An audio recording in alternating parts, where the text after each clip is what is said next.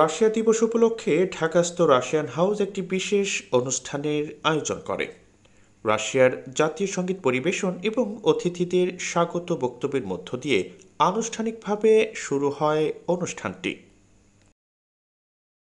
অনুষ্ঠানে বক্তারা বাংলাদেশ গঠনে সোভিয়েত ইউনিয়নের ঐতিহাসিক ভূমিকার কথা তুলে ধরেন। বলেন, সোভিয়েত ইউনিয়নের সার্বিক সহায়তার কারণে বাংলাদেশের স্বাধীনতা অনেকাংশে অর্জিত হয়েছে।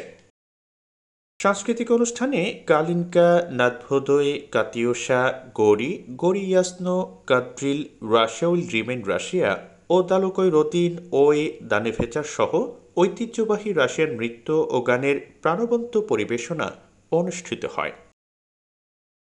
এদিন রাশিয়া দিবসকে উৎসর্গ করা একটি আলোকচিত্র প্রদর্শনী দর্শকদের বিশেষ দৃষ্টি আকর্ষণ করেছে।